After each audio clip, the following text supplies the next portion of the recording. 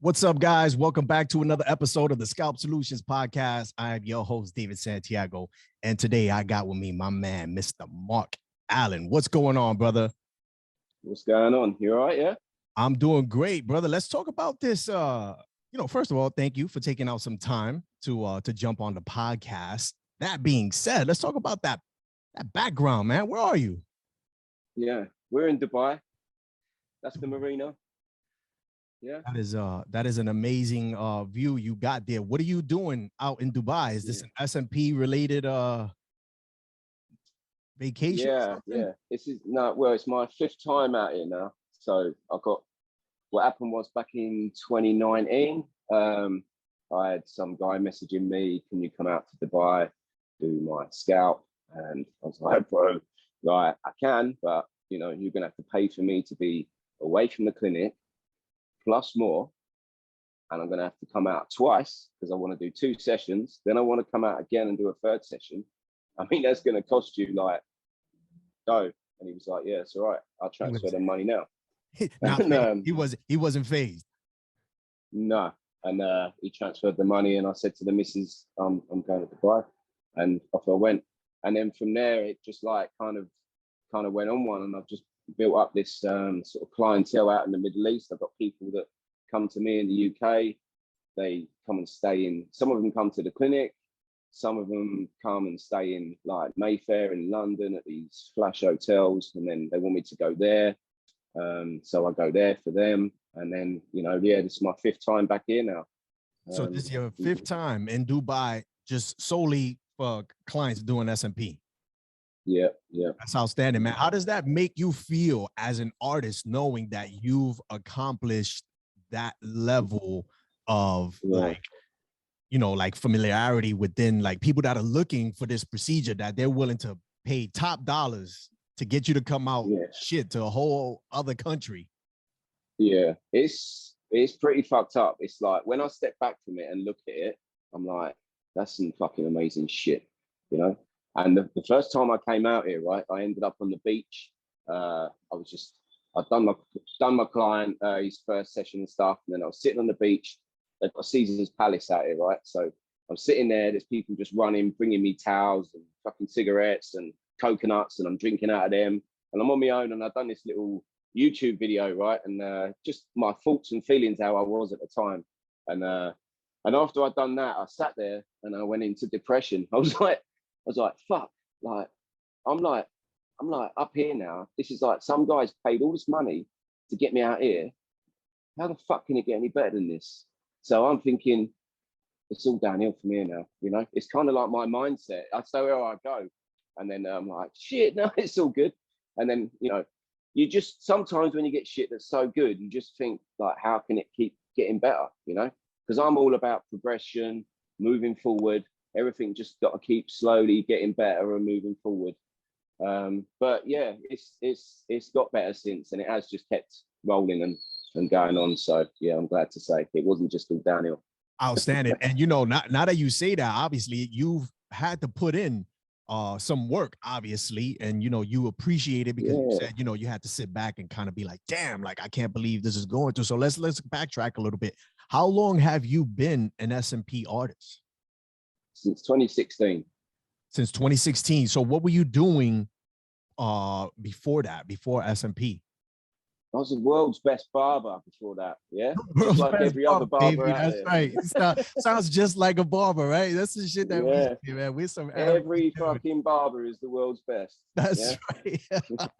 So how long were you a barber for? Is this something that you still do? You still, aside from buzzing the client's hair down, to do the procedure, like, are you still involved? Like, are you cutting hair?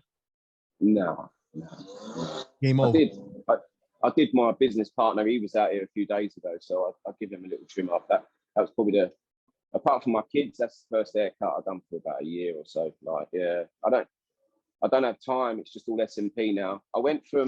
So I started barbering when I was 19. I'm 46 now, so that's like fucking 27 years, So OG coming into, yeah.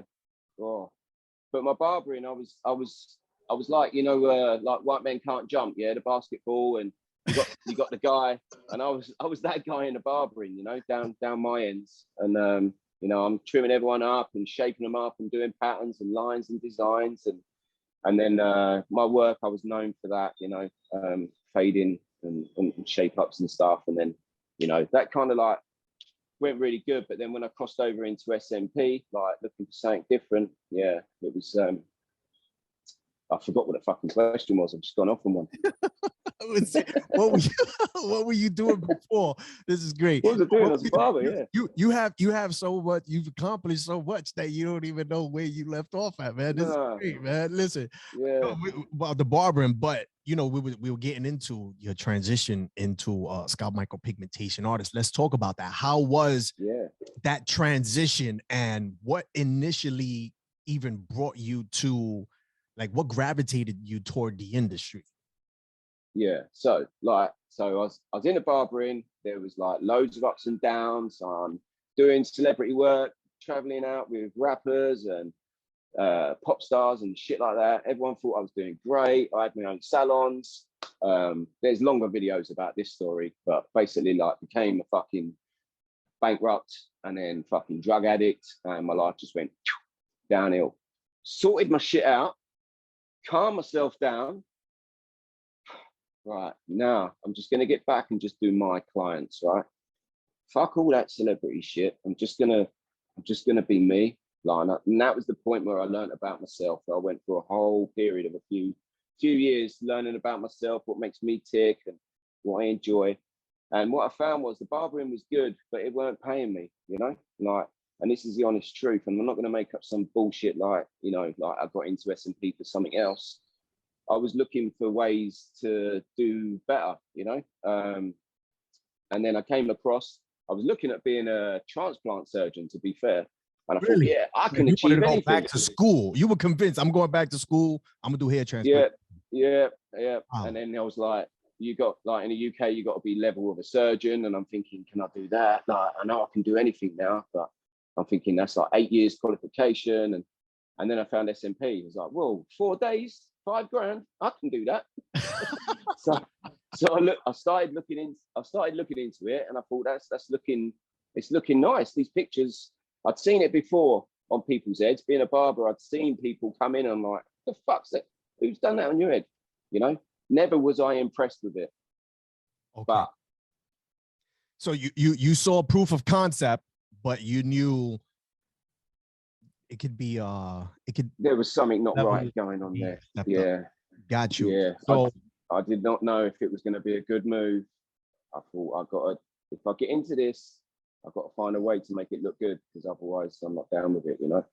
Got you. And we're gonna tap because you did in fact find a way to make it look good, and we'll highlight, you know, what at least to my knowledge, something that I feel like you helped pioneer within the industry, but we'll highlight that real quick. But I want you to describe to me, what's a typical day in the life of the new Marc Allen, right? And Creative Scalps.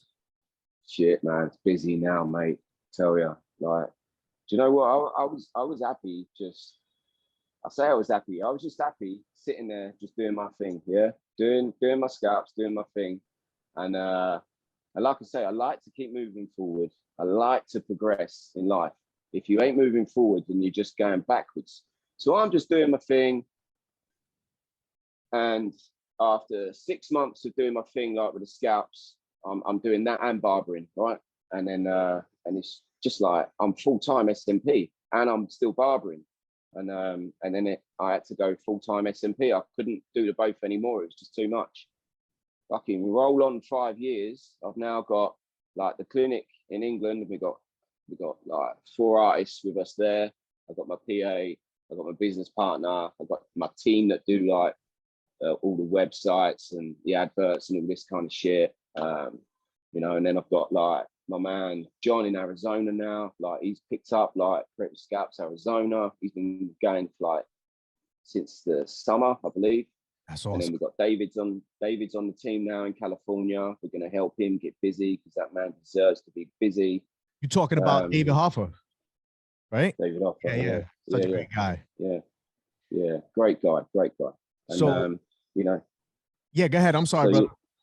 yeah, go on. So yeah, day in the life for me now is like I've got 5 kids at home, so it's busy as fuck. I come out of my house, I get to the clinic, I'm already like answering messages. I've got a PA in to answer all the messages, but I still have like, I try and deal with my Instagram ones myself. And then if it gets to the point of someone wants to book, then I'll just forward them to her, you know? Because I tried to step away from that, but then I found I was a bit too disconnected from the business.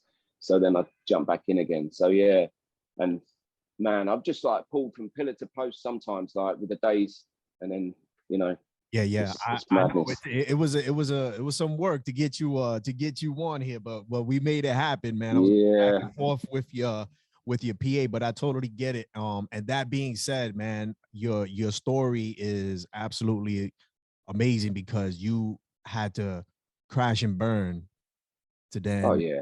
Yeah. get yourself and overcome all that adversity. And look where you at now, man. You're in fucking Dubai, Yeah. boo. You're doing things that a Yeah. lot of us artists wish we could do it. The Right. most that I got, somebody flew me out to Boston. That was Yeah. an hour and a half trip. You got flown out to a whole other country. Yeah. What Shit was mad your out here. come up in the industry like specifically, like how long did it take you to develop proficiency where you built that confidence and you were like, you know what, I know what I'm doing, I'm gonna kill this game? It was about 18 months. Yeah. Longer than I wanted it to be. Yeah. I was So busy after 6 months, but after, when you come in to see me, right, and you say like you're having a consultation and you go blah blah blah blah blah, and they say, how's it gonna look? And I'm like, it's good, yeah, it's gonna look all right, man. And I'm thinking, fucking, I don't know. I really don't know, you know? And then after 18 months, I fucking got it. I have got it. I know what the fuck I'm doing now. Yeah. and it Yeah, was this game is over it. after that. There was no client that sat down in front of you and you were like, I know how to attack this scalp, I know the skin texture, et cetera, et cetera. Yeah. Yeah. But by then I knew what was going on. I knew how to lay each and every impression. I knew how to create all these different types of hairlines. I knew what I was doing. When they sat down, I know what you're going to look like, and you're going to look freaking amazing, man, by the time I finish up. And then, so that probably took me into 2019. We joke about it all the time. 2019, I knew for a fact I was number one. Every different type of hairline I was doing, all these impressions, laying them down like unstoppable. I was the king of the kings. I knew it.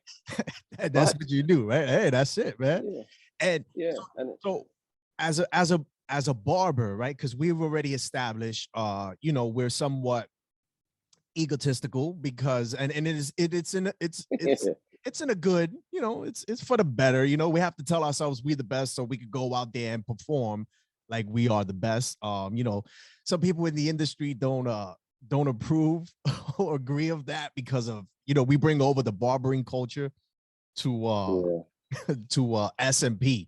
But that being said, at any point, right? Because I'm pretty sure you came over and you were very transparent about it. It was absolutely money driven. You wanted to make more money. yeah.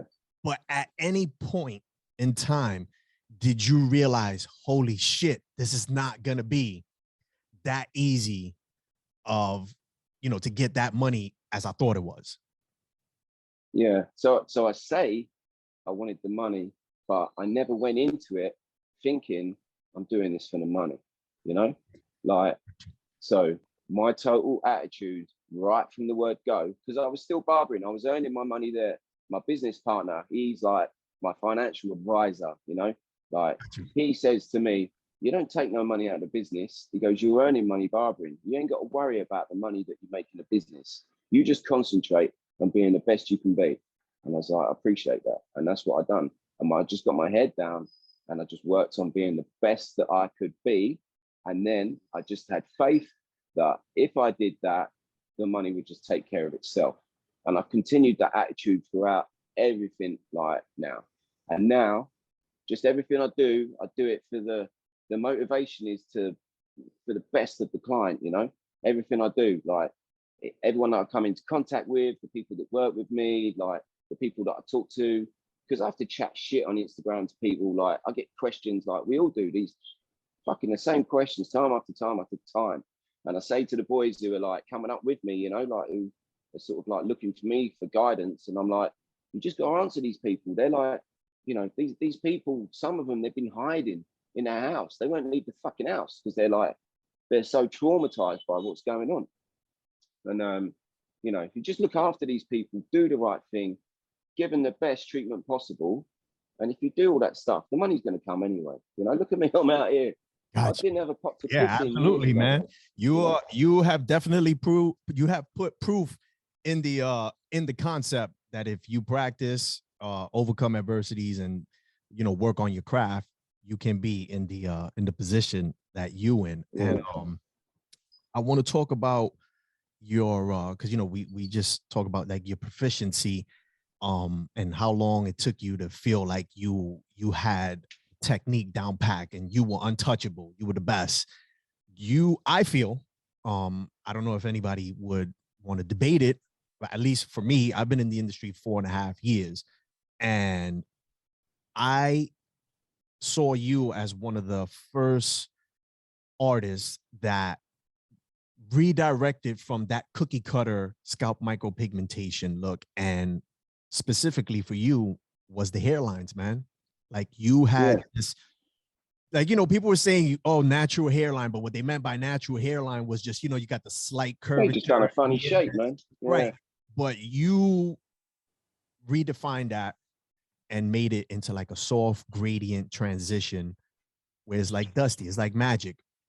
What was the mindset, man? Like, when did you feel like something has to change? This is not, you know, I don't like how this looks. Yeah. Because, you know, like, so the old school SMP just all finished in the same place. They do all their little dots and they just keep finishing in the same place, no matter what shape it is. And, you know, and they would do them like really fine, and they tell you that it's like some sort of hairline that's natural. And every time I see it, I'm like, seamless transition. Yeah, they just got a fucking swimming hat on. It just doesn't look cool. And so like, everything that I do like, I do it with common sense, and I think logically, what is going to happen when I put this needle on that bit of skin? What's going to happen to that bit of ink as it goes through there and touches the skin? What are we doing here? You know, I think about it really logically. And so, you know, forgetting like the shape, but the finish. So when I was a barber, people used to get their hair boxed off, right? Right. That's all right. But if you've got like a number 3 and it's that long and you box it off, you got a fucking square bit jolting out. So when I was a barber, I used to fade that bit out at the front, right? So now he's shaped up, but he's got like a little smooth fade coming in from the sides. Gotcha. So I'm that man who puts a little tiny finish on it, you know? So I was different to the other barbers because I would finish it off that little bit different. So I brought that in and I thought, well, let me just fade out the front. So how do I fade out the front with SMP? Yeah, people just spread out the dots, but that ain't enough. So I just started dropping a lighter shade in the front. Drop a lighter shade, spread it out. Next time, don't come too far. Come up with a slightly darker one, you know, break that into that. So I've got to fade that into that. I'm going to do a third session. Now I'm getting darker and I'm not going to come as far again. Next thing you know, I'm like, woo-hoo-hoo. Like, I'm looking at people and now you can't see where their hairline starts and stops. And I'm like, that is a new level right there. And I knew that was the faded hairline created. And that was it. It was game over from there. How was it now to see other artists emulate it? And before you answer, it could, I don't want you to take it in the negative, because I know there are other artists that are trying to duplicate what you're doing, and it doesn't, you know, it doesn't amount to what you do, but more so the artists that are duplicating what you're doing and they're achieving amazing. Yeah, obviously, like, I don't know who's influenced by me or not, or whether they would admit it or not, but I definitely see stuff out there and I'm like, that looks a little bit like my work, you know? Like, so it's better if people are doing that, if they're fading them, even on a shape up, just fade that last little edge out, you know? It's like, it's going to make it look so much nicer. Yeah, and if people are doing that, then that's better for clients. A world of a difference. Even if your hair, no one's hair naturally doesn't fade out like that, the fact that, at least from an artistic standpoint, that we have the capabilities of achieving something like that, like, why not do it? So what if no one's hair really fades out like that? But again, right, when you go to the barbershop, like you said, yeah, if you just box up like a number 2, now you got like that 3D effect. It's just like got like that porcupine look. Yeah, yeah. No, you fade it up. So that's what we do as artists. You know, we adapt and we overcome. You just took it to a whole other level that made a lot of artists frustrated, to include myself, because I'm like, shit, how do I do that? Yeah, yeah. Well, it took me a long time to get there, you know. Yeah, you know, I told you, you know, behind the scenes, and I want to take it as an opportunity to tell you now on the podcast, while everyone's listening, that you are in fact one of the few artists that I looked up to and still continue to look up to for and get inspiration from you and everything that you do. And I think we should be a little more transparent with giving other artists their flowers and not take that as a sign of like, oh, I'm saying that you're better than me, because the reality of it is you are, and there's nothing wrong with that. There's always going to be somebody better than the next, and I don't think we take the opportunity to praise and big up other artists, because I don't know if it's because it's a man thing or we're egotistical, or is it just like us, you know, like, well, it's difficult, isn't it? Yeah. yeah. We're all in business, we're all competing against each other, like, really, you know, so it's very difficult.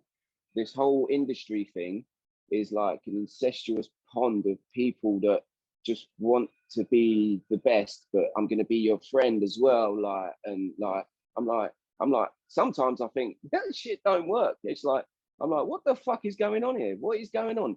Oh, the industry. It's like, just take care of your own shit. Like, you know, get on with your own shit. And yeah, come in. If you get on with other people, then you can connect and stuff. It's, you know, but sometimes there's some weird shit going on that I've not quite got my head around. Yeah, that's that does. I mean, I don't even want to tap into that because there's still some more good stuff I want to get from you, but that could be like a whole other, I think that's like a whole other episode that I could do with like 10, 15 other artists that we could talk about, just like all the negative. Well, not all the negative. It's just some industry things that are going on. It's just people, right? Yeah.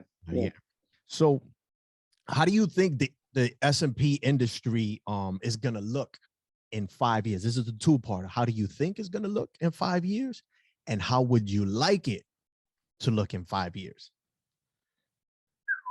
Yeah. Well, I didn't even know how my business was gonna look. We're like 5 years or whatever down the line from when I started. I didn't know how I was gonna look, you know. So how the hell am I gonna like predict what the SMP future looks like? You know, when I got into it and when I was getting busy, I was like, yeah, this is all good, but like this could crash at any moment, you know. I've always had that, like, oh, this could just stop at any moment, you know, just always felt like that. Then we had COVID and it stopped at that moment. I was like, oh shit, yeah, I can't go to work. Yeah, I'm glad I saved my money now, you know. So do you genuinely, all right, so like let's talk about that. So you're saying, you know, at some point, you know, you can't predict the future of SMP because you do believe, obviously we've had proof that it can in fact you know, be shut down. Like what would you result? Do you have a backup plan? Well, I've done all right, so I don't know, you know, if I'll have to worry too much, you know. Okay. Yeah. Acceptable answer. Acceptable answer. We know you're killing it. We know you do a few trims. So do you have a pet peeve of yours in the industry, something that you don't agree with? A pet peeve, like something that you don't necessarily we call it a pet hate. What is it? A pet hate? Pet hate, that's what we say, yeah. Oh, okay. All right. Well, over here on the West, we call it a pet peeve. Yeah, you know, we like to be. That sounds more English. Pet peeve. Yeah, it's a pet peeve. You have any pet peeves? Yeah, like anything that you're not agreeing with or something that triggers you, you know, in the industry that you're like, shit, why are people doing that? You know? Yeah, loads. Yeah. You say you have loads? Okay. Loads, yeah. All right. Well, can we touch on one of them or no? Not safe? All right. That's fine. Nah, that's not safe because then we're getting into like. Got you. Say no more. So yeah, that's my problem. You know what I mean? Like, okay. Gotcha. I go around with blinkers on. I say to the other guys in my team, I got blinkers on, right? Like since I started, everything I do, I keep blinkers on. I see every now and again, I see other people, but I don't follow no one. I don't watch no one's stories. I don't look at their Instagrams and shit like that. I've always made a point of just being me, getting on with my shit, and that is it. And then, oh, I see you. All right, okay, like, but I'm just doing my shit. Because if you get like too distracted by what everyone else is doing, like you're gonna give yourself a headache, man. Like, and everyone you're just gonna be trying to be someone else. Like, so with my stuff, I know anything that I do, it maybe has some. Maybe I've been influenced by somebody somewhere, because you can't say you haven't. But you know, I try and do it. Everything that I do, I try and it's just original, because I can just do shit. It takes a lot longer. It's a lot longer just to keep coming up with your own shit and be innovative. You know, yeah, be innovative. Yeah. I was it cancels out. My next question was going to be, do you find yourself looking at other artists sometimes and getting a little bit of inspiration from them? But essentially you say you're in your own lane. But that being said, I'm going to ask you, are you familiar with like horse racing? Yeah. So you know, they say they blind the horses so that they can't pay attention to what's happening with the horse on the left or right of them, because it'll distract them and they'll start running slower. So they block them so that they can run at their max potential. And I think, you know, to hear you put it in a different, you know, you put it in like real life perspective, but I could respect that and I appreciate it.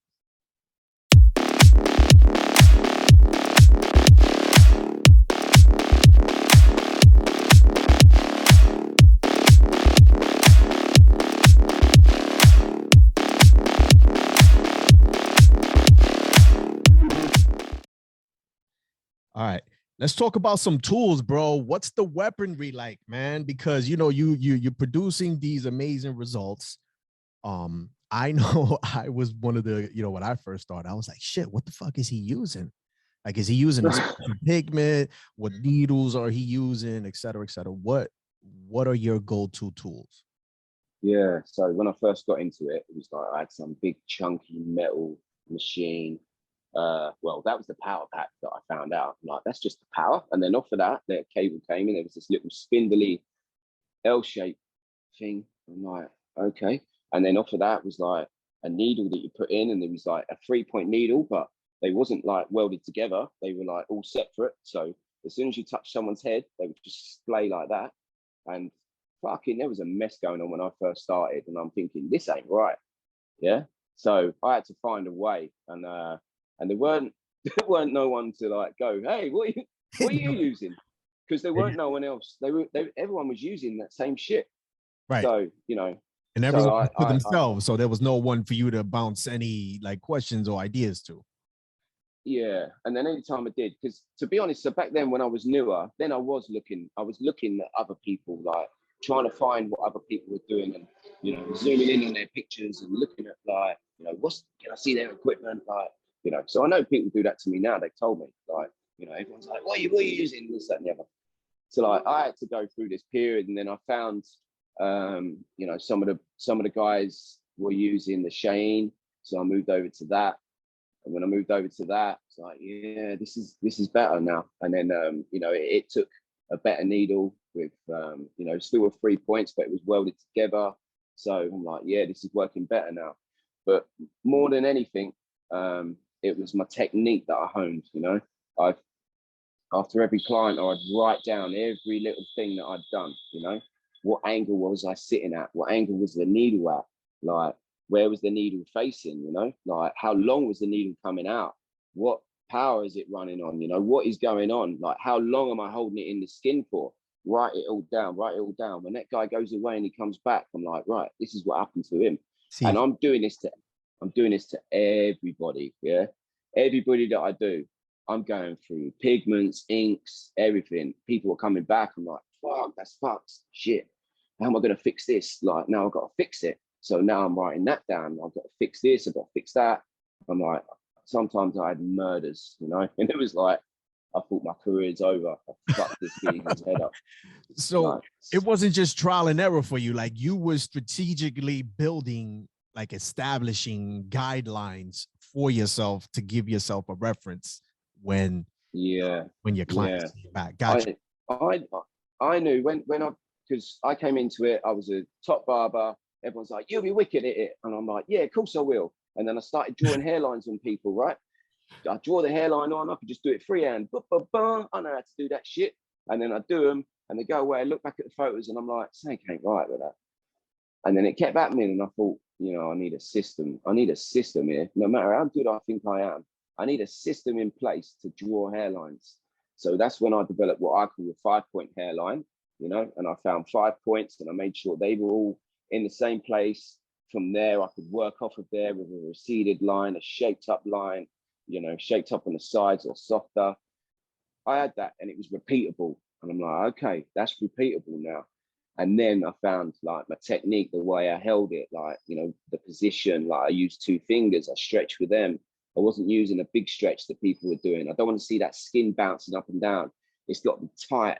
The same as when you get a blade and you shave someone, because I would use a blade and do all these patterns, but I just have it in my fingers. I didn't use a cutthroat. I just hold the blade and if you don't stretch the skin, you're just going to cut people. Yeah, you're gonna so I figured it was the same with a needle, right? If that skin ain't like so tight, tighter than you could even imagine, I'm pushing people's heads so hard, right? And they're like that, like just to get that skin tight. And then boom, there's the impression. I'm like, yes. But as soon as that skin's loose, like that impression, that needle, as it's touching the skin, it's just tearing that skin. That the ink can seep through. You know, you're not going to get a crisp impression.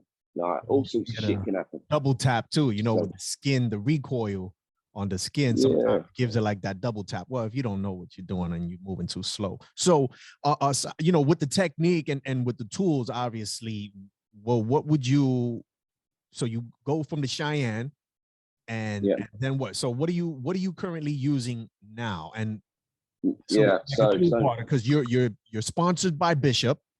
So what tools are you using from Bishop right now? Okay, so I've got it here actually. So they got what they call the pen now. So this is the pen. It's got another name. They called it something else to start with. Sleek. Yeah, that's the wand. I was using the SMP wand. Okay. And now this is the pen. All right. Pretty much looks pretty similar. It's a bit thinner at the back. It fits really nice. It's actually really not. When they first sent it out to me, the difference is it's a bit lighter, but internally. So with every tattoo machine, right? So this is from Franco. And this is what I want to say to people. You got Franco at Bishop Rotary, one of the biggest tattoo companies in the world, right? He don't give a fuck about making money from SMP. He just wants to help, right? So him and David, like, you know, they're trying to do their best for us as an industry, right? Tell us the truth. Give us the tools that do the proper work. He's not doing it for money. He's made his money. He doesn't need money from SMP, right? So Franco, he wants everyone to know the truth. He wants you to know like what's going on, yeah? So what's going on? I can't speak for all tattoo machines, right? But Franco will tell you like the wand, all right? Like most other tattoo machines, when it punches out the needle, there's a little bit of action that makes it go from side to side.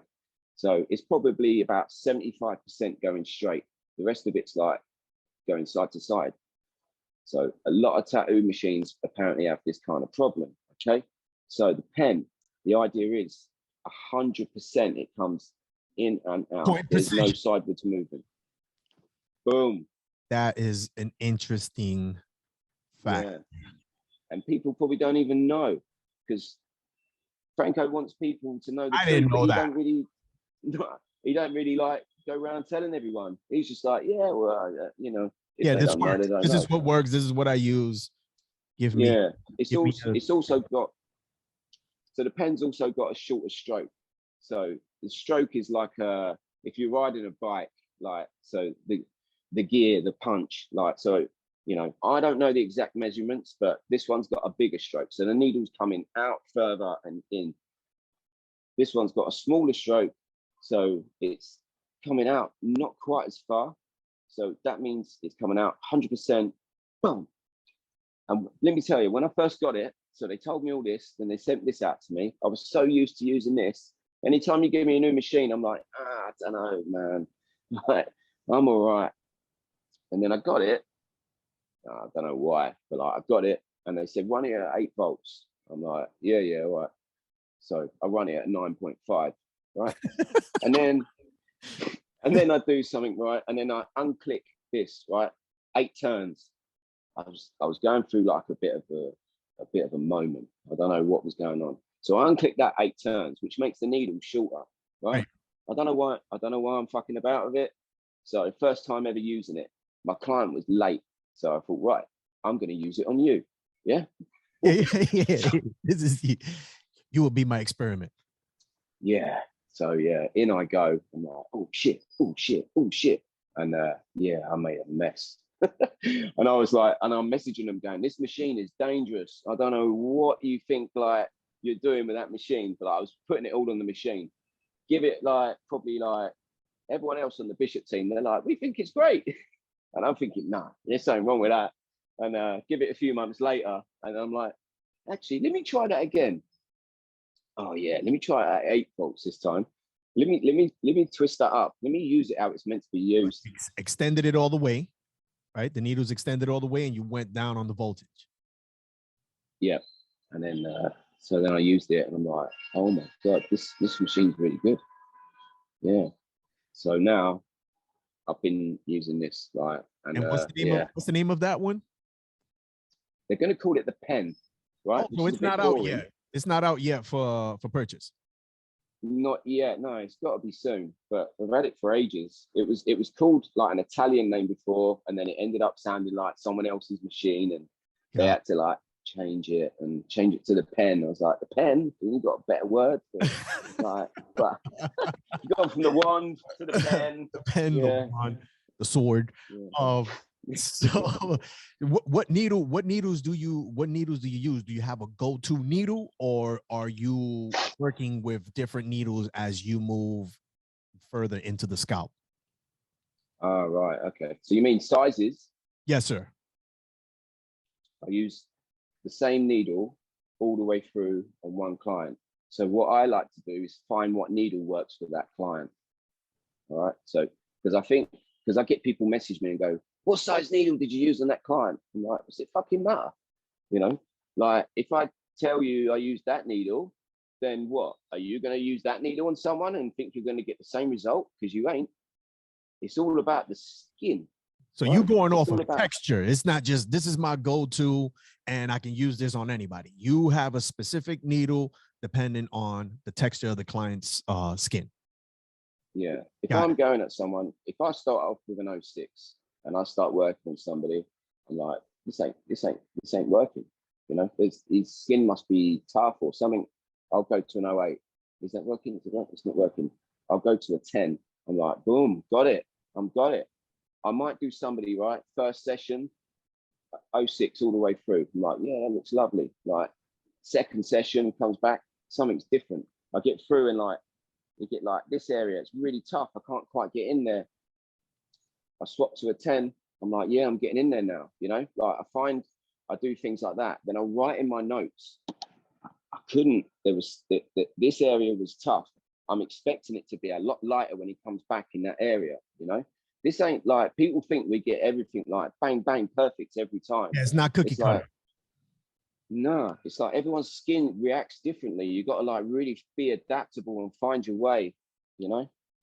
And if you, like, how'd you go about, you know what, before we even get into that, because you're talking about like the pigment, I mean, the needles, let's talk about pigment. What role does the pigment itself play into all of this and this strategy that you come up with? What kind of pigment are you using?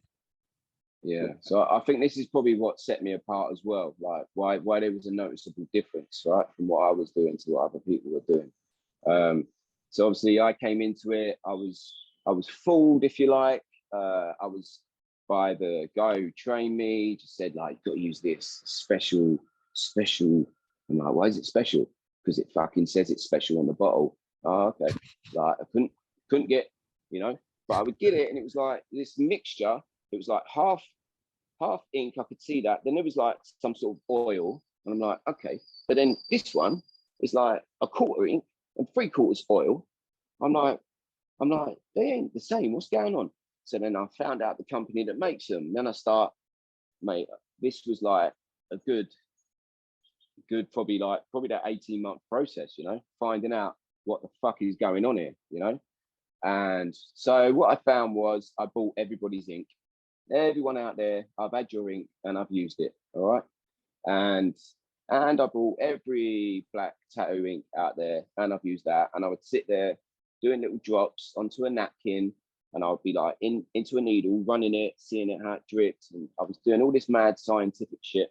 And I'd be testing it out on clients, and I'll be doing it. They'd be coming back and I'd go, oh, fuck, like, you know. And then, so what I realized was, right, so I have to be careful. So like, I'm not saying, right, that, so carbon black, so we all call it carbon black, right? But it ain't really carbon black. So like ink in itself, pigment, whatever, like black, the black color is made from carbon from the earth, right? Yes. So they dig it up, they grind it down, they mix it, whatever, right? We just call it carbon black. We're not dealing with pure carbon. If we're putting pure carbon into people's heads, they're getting cancer. Like, so, you know, there's a whole process that's got to be done to make this into an ink that can be put into the body. So now the SMP world has been around for like, what, 10 years? Like, the inks have been around for like probably 5 years. 5 or 6. The tattoo industry's like been around a hell of a lot longer than us, and they've got actual like real manufacturing factories, yeah, that make this shit, right? So where the fuck is the SMP pigment coming from? Yeah. So what makes it special, right? So what I found was you get a black tattoo ink, okay? Now you're going to get some that are really thick in consistency, and you get some that are a little bit thinner, some that run through the needle quite smooth, some that have a real dark intensity to them, some that have a really weaker kind of intensity. Right. So what's happened is over time, I found a couple of tattoo inks that worked really well for using for scalp pigmentation. So if I rebottled them and put my stamp on it and said, I believe these are good for SMP, they would then become specialist SMP pigment. So that's all anybody's ever done. So that's nothing bad for them. Anyone who's like bottled their inks and stuff, it just means that they found something that works really well. That's what makes it specialist. There's no fucking special ingredient in there, because like I've got a tattoo on my neck and the geezer didn't use special neck tattoo ink, you know? There is no like special arm ink. Like, it's all just ink. We've just got to use the right one. Got you. Then I found one, right? And it mixed really well. And it was silverback, right? So my mate, Ollie Hughes, I was having problems and he's going, try this. So I got the silverback ink. It's silverback Insta Black. That's the one I was using. And I was like, holy shit, I could feel it running through the needle. It was smooth. It had such a creamy texture, right? And then I put it into the scalp, and then when the client come back, I'm like, fuck, it's still there. That is beautiful. And I would mix it, because no one taught me how to mix. I had to find it out myself. So I created my own chart, started like tallying it up with like the skin tones and how much to mix and blah, blah, blah, blah, blah. So I created my own chart, like, and that chart now, over a period of 5 years, that chart and the way to mix it has had 5 years worth of experience using these inks. All the different inks. So I know what they look like when they come back. I know what they're going to look like on every single skin tone. And I was mixing it a bit different to what people were mixing it before. So if people for a white dude were doing it, mixing it like 1 part ink to like, I don't know, 24, 25 to 30.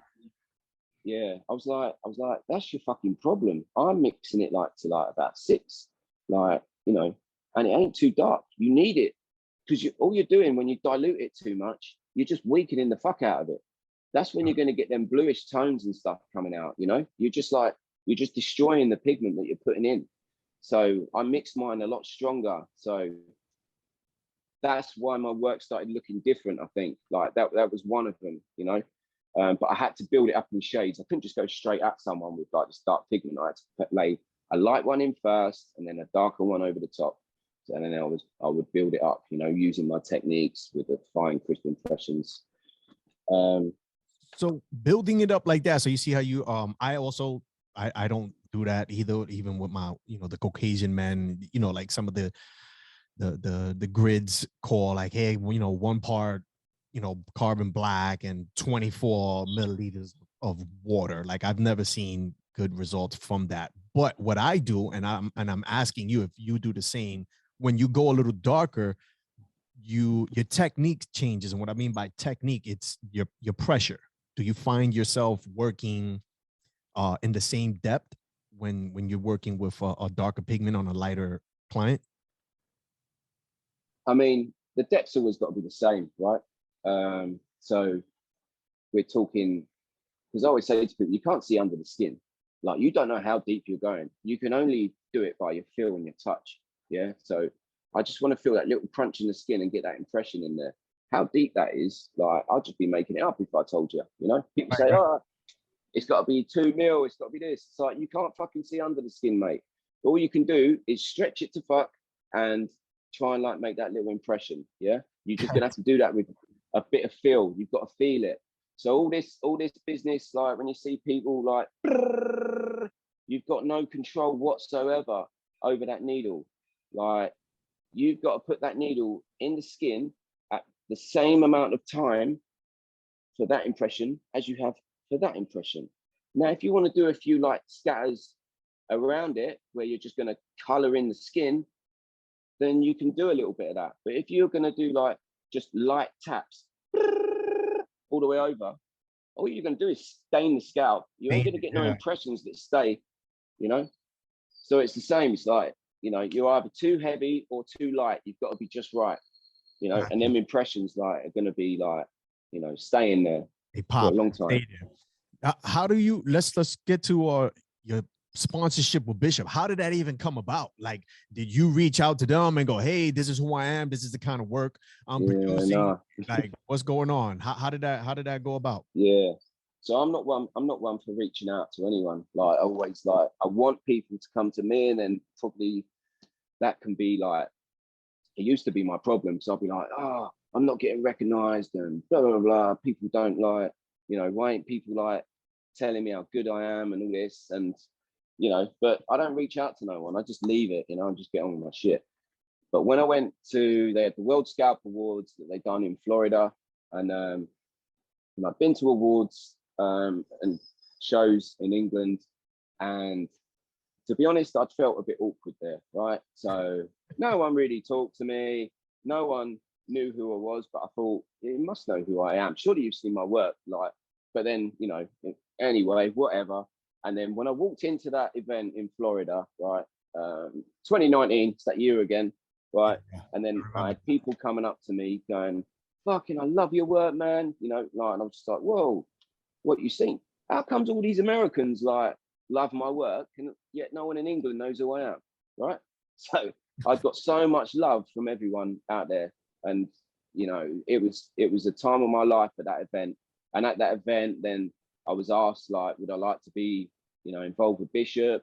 And I didn't really know about the machines or anything like that. But I met the people, and I met Franco, and I met David Hoffer. And at the time, there was like Fernando, John Chandler, Ryan Kingsbury, you know, there's probably some others. And I got to know them people. And straight away, I thought, these are good people. You know what I mean? They're really like, really, really good people, I can tell, you know, and they want to bring me on board. So I'm down with that. I don't care if your machines are good or not, but I'm down with joining your crew, you know? Awesome. So that's why I joined with them. Got you. And And how, so you've been with Bishop now since 2019, right? 2019. You've 2019. Gotcha. Yeah. So You what know. what advice would you give to artists, whether it be seasoned artists or new artists coming into the industry who would like to get the attention of, you know, these big companies, or a company like Bishop? What advice would you give? Well, first of all, you got to ask yourself why you want to be involved with a company. Is it just For why, clout? you know, For clout. is it for clout? I mean, because I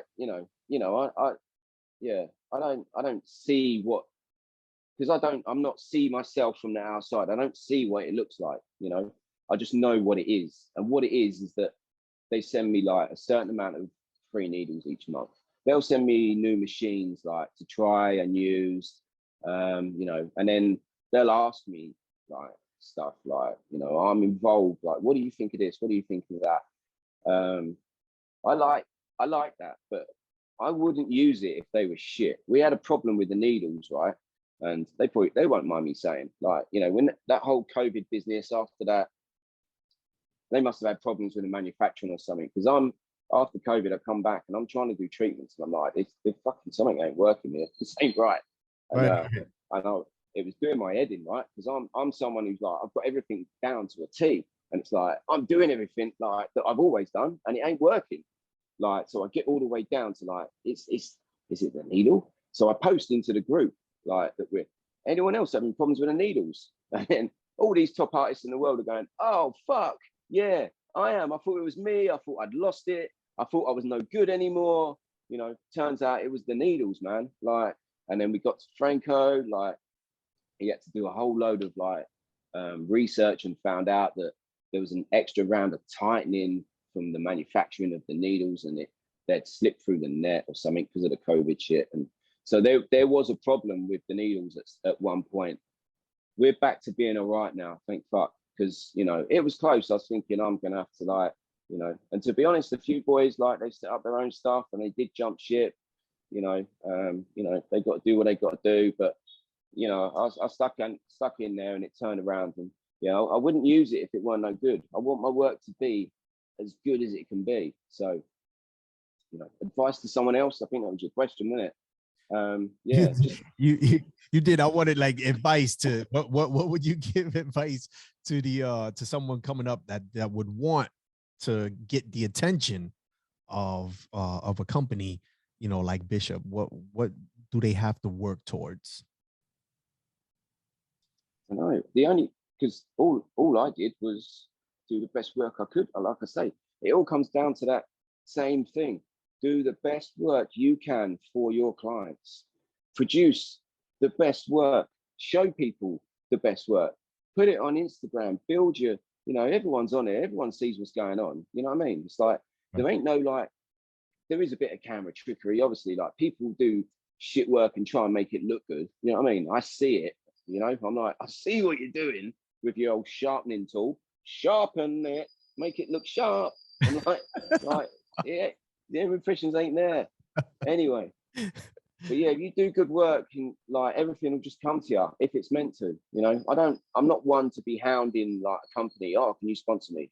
You know, like just let things come to you. Got you. And do you offer training, Mark?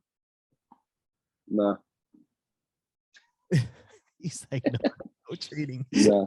I do, but it's another one of those, isn't it? So the model of this business is to come into it, do treatments, open up a training school, because you're not getting enough treatments that you're not busy enough. So you're gonna like do a load of training, because like there's people every week they're messaging going, can you train me? Can you train me? Can you train me? Well, I can make a few grand out of you. So, but I made a point. I was like, I'm not going to get into that. If someone's going to come on my team and work with me, I'll do an apprenticeship with them. All right. And I've done it with my guys, and they come in with me and they stay with me and they stay by my side and they learn what's what. Right. And they work their way up. All right. New guys, I've toyed with the idea of setting up a training academy, but I don't see that it's of any benefit. Again, take the money aside, take that out your head and think what's right.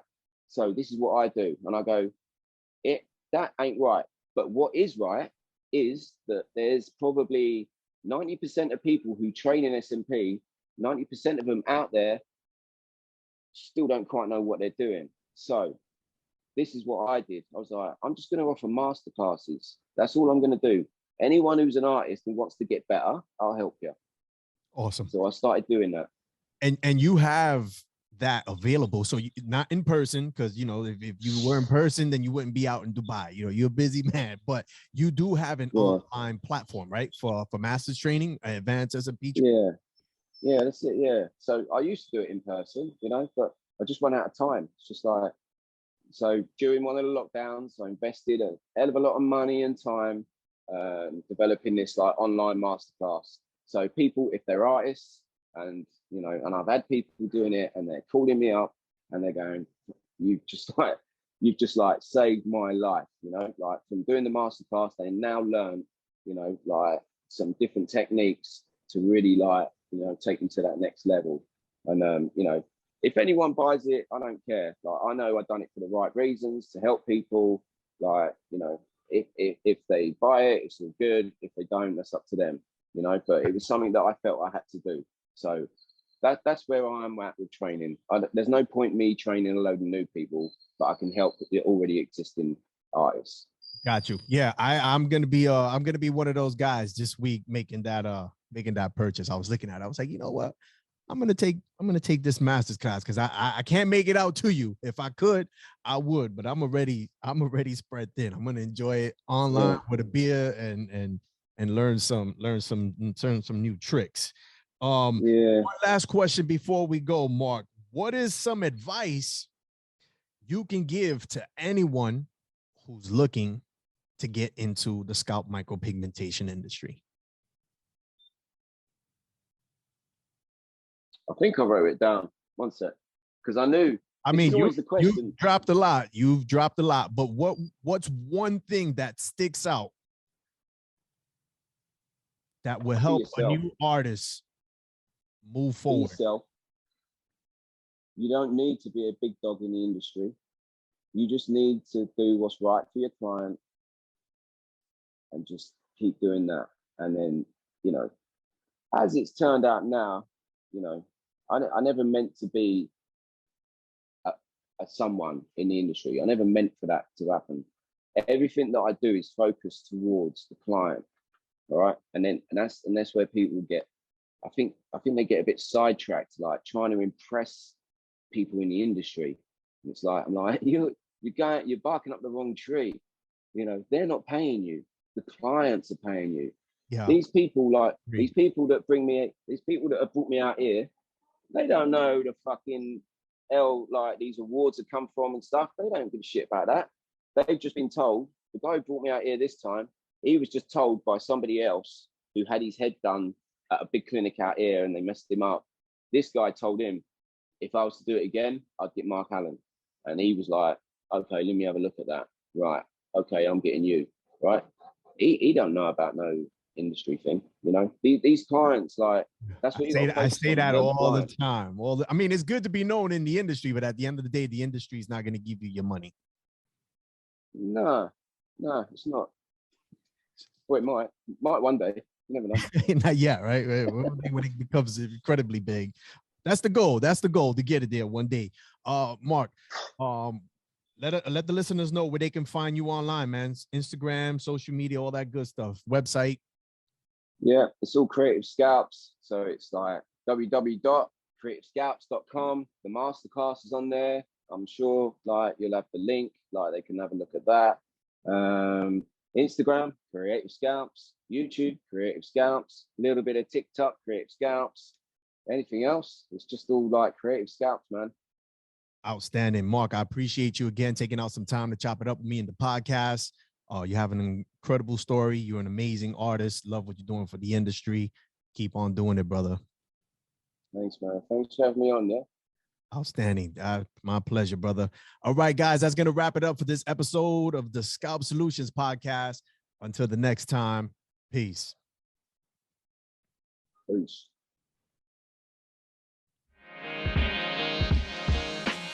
Hi, I'm Damien. I run Team Micro. We're the world's leading design and marketing agency for the SMP and permanent makeup industries. We set up in 2009 as a one-person operation. We now have a team of 17 people. Within this team, we have the leading marketing experts for our industry, covering all aspects of digital marketing. And we only specialise in permanent makeup and SMP, so we really know the industry inside out. When we take on a new project, we understand exactly what makes your customers tick. So we're able to build products that exactly match your requirements and theirs. We don't want to just build a site, we want to build a website that performs, that converts visitors into inquiries as readily as humanly possible. You're not just getting a website, you're getting a marketing machine that does everything that you need it to do to maximise the number of customers coming through your business.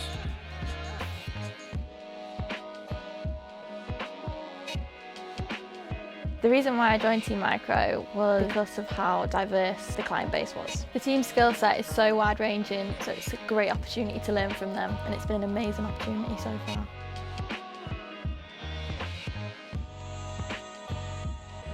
What I enjoy when working at Team Micro is you come in and the environment is just like perfect. Everyone's got a smile on the face, it's always positive. You never walk in, no one's in a bad mood or anything like that. For some reason you walk in and it's just, you immediately feel better coming into work.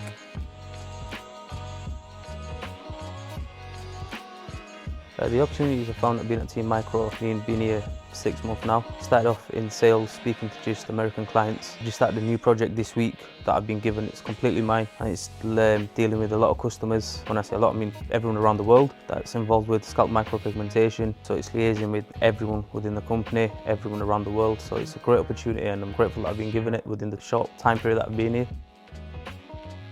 What I love about working at Team Micro is the freedom of the company. It's a really relaxed company. Damien's full of ideas, so it's constantly expanding as well. We'll come in every week and with this sort of new venture in the pipeline. So yeah, it's just the expansion of the business. It's fresh. I enjoy working at Team Micro because of the team that I work with. I work with a lot of talented people. On top of that, they're also very nice people as well. So it's nice to come into work and feel kind of relaxed and that you can chat with people as well as kind of get work done and make decent progress on the project.